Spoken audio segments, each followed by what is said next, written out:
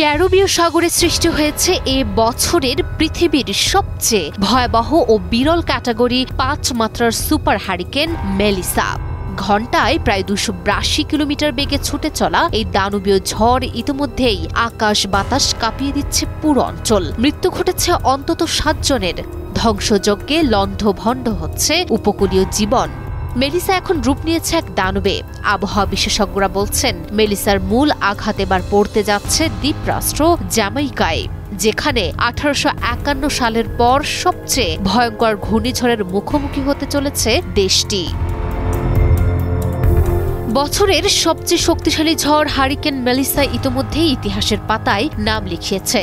ঘণ্টায় প্রায় ২৮২ কিলোমিটার বেগে বয়ে যাওয়া এই ভয়াবহ ঝড়টি এখন দ্বীপরাষ্ট্র জ্যামাইকার দিকে ধেয়ে যাচ্ছে। ইতিমধ্যেই দ্বীপ জুড়ে নেমে এসেছে আতঙ্কের ছায়া। ঝড়ের দাপটে প্রাণ হারিয়েছেন অন্তত ৩ জন, আর পার্শ্ববর্তী হাইতি ও ডমিনিকান রিপাবলিকেও মৃতের সংখ্যা বেড়ে দাঁড়িয়েছে ৪। বিশেষজ্ঞদের আশঙ্কা, মেলিসার ধীর গতি হতে পারে সবচেয়ে বড় বিপদ, কারণ এতে ঘণ্টার পর ঘণ্টা চলবে অতিবৃষ্টি, সৃষ্টি হবে ভয়াবহ বন্যা ও ভূমিধসের আশঙ্কা।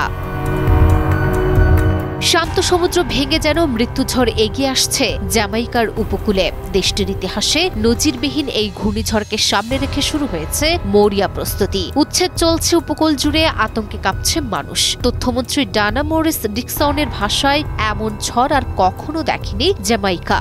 বিবিসির প্রতিবেদন বলছে, যুক্তরাষ্ট্রের আবহাওয়া বিশেষজ্ঞরা ইতিমধ্যেই সতর্ক করেছেন, এই ঝড় শুধু শক্তিশালী নয়, হতে পারে বিধ্বংসী ও প্রাণঘাতী।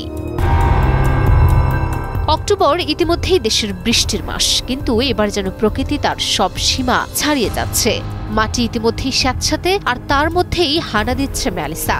নিরবচ্ছিন্ন বৃষ্টিপাত পাহাড়ি অঞ্চলে তৈরি করছে ভয়াবহ বন্যা ও ভূমিধসের আশঙ্কা। চারদিক জুড়ে বিপর্যস্ত জনজীবন।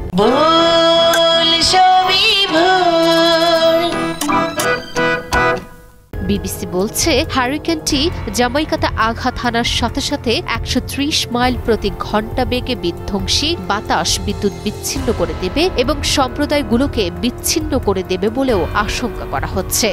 ১৩ ফুট পর্যন্ত উঁচু ঝড়ের ঢেউয়ের সম্ভাবনাও রয়েছে।